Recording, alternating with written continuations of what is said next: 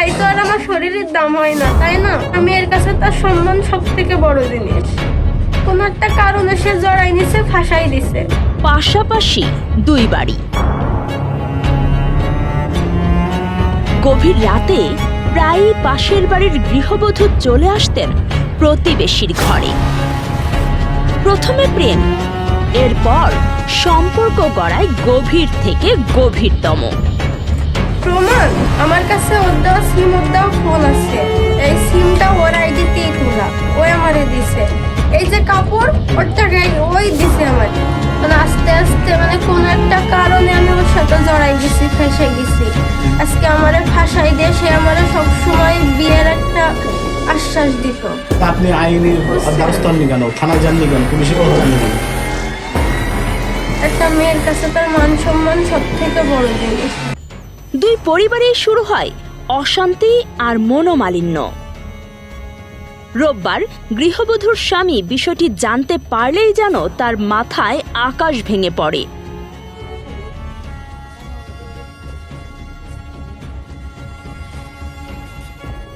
তাড়িয়ে দেন স্ত্রীকে।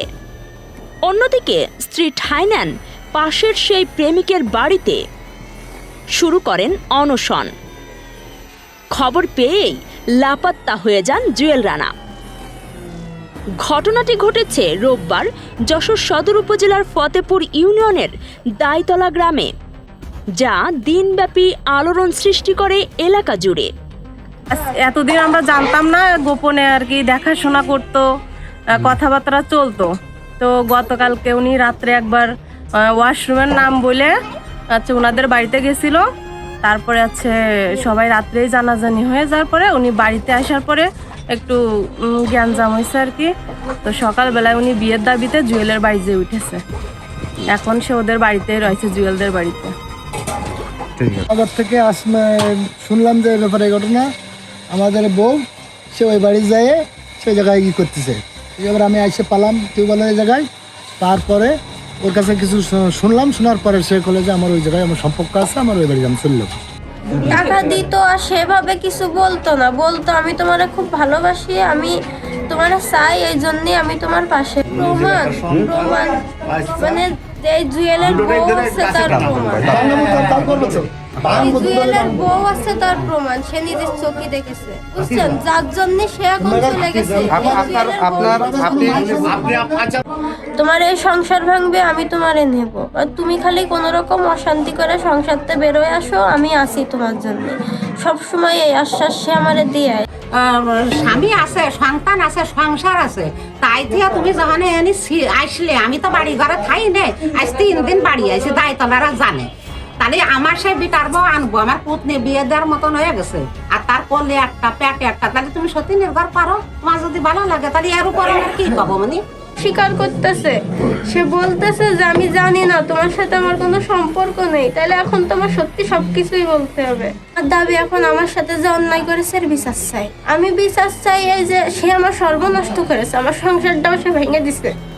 এখন আমি আর সংসার করব, তাহলে আমার ভবিষ্যৎ করে সে আমারে ছাড়বে। আমি এখান থেকে নামবো না। তো কেন নামবেন না? এখান থেকে আমি নামবো না। সে যখন আমার এত বড় ক্ষতি করেছে। পরে স্থানীয়দের সঠিক বিচারের আশ্বাসে পরিস্থিতি স্বাভাবিক হয়। গ্রাম্য দর্শন আছে, বছর তাকে ডিসিশনে দিতে হয়, সেটি হবে।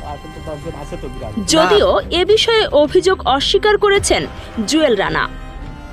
তার দাবি, একটি পক্ষ তার কাছে মোটা অঙ্কের টাকা দাবি করেছে, না দেওয়ায় নূপুরকে তার ঘাড়ে চাপিয়ে দেওয়ার চেষ্টা করা হচ্ছে।